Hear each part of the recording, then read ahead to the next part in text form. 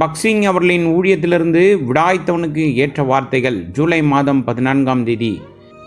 என்னில் நிலைத்திருங்கள், நானும் உங்களில் நிலைத்திருப்பேன். கொடியானது திராட்சை செடியில் நிலைத்திராவிட்டால் அது தானாய் கனி கொடுக்க மாட்டாது போல, நீங்களும் என்னில் நிலைத்திராவிட்டால் கனி கொடுக்க மாட்டீர்கள். யோவான் சுவிசேஷம் 15வது அதிகாரம் 4வது வசனம். நம்முடைய அன்பான கர்த்தர் நாம் அபிரித விதமாக கனி தர வேண்டும் என்று விரும்புகிறார். இத்தகைய பலன் தரும் ஜீவன் எளிதாக அமையாது.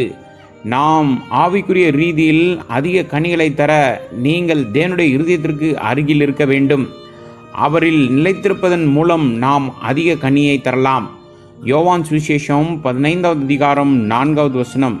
இரண்டாவதாக, மரத்திலும் கிளைகளிலும் சாறு பாய்ந்து இருப்பது போல அவருடைய ஜீவன் உங்களுக்குள் தொடர்ந்து மற்றும் சுதந்திரமாக ஊற்றப்பட வேண்டும் என்று நீங்கள் வாஞ்சிப்பதன் மூலம் நீங்களும் பயனடையலாம். சில சமயங்களில் மரத்தின் ஒரு கிளை சில நோய்களால் பாதிக்கப்பட்டு காய்ந்துவிடும்.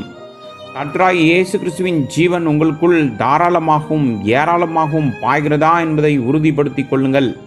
தொடர்ந்து உங்களை ஆராய்ந்து பார்க்க வேண்டும். இல்லையெனில் ஜீவனின் ஓட்டத்தை தடுப்பது எது என்பதை நீங்கள் ஆராய்ந்து அத்தகைய பாவத்தை ஒப்புக்கொண்டு தேவனிடம் மன்னிப்பை பெறுவோம். மூன்றாவதாக, சுத்திகரிப்பதன் மூலம் நாம் அதிக கனியை கொடுக்க முடியும். கனி கொடுக்கிற கொடி எதுவோ அது அதிக கனிகளை கொடுக்கும்படி அதை அவர் சுத்தம் பண்ணுகிறார். யோவான் சுவிசேஷம் 15வது அதிகாரம் 2வது வசனம். தோட்டக்காரர் கொடியின் கிளைகளை சுத்தம் செய்வதை பாருங்கள். ஒவ்வொரு கிளையிலும் திராட்சை கொத்துகள் கிடைக்கும் வகையில் அது வெட்டப்படுகிறது.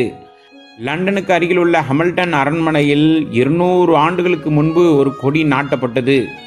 அது மிகவும் பழமையான கொடியாகும். ஆனால் இது ஒரு பெரிய விதத்தில் வளைந்த வடிவில் அறையை நிரப்பும் வண்ணமாக இருக்கும்.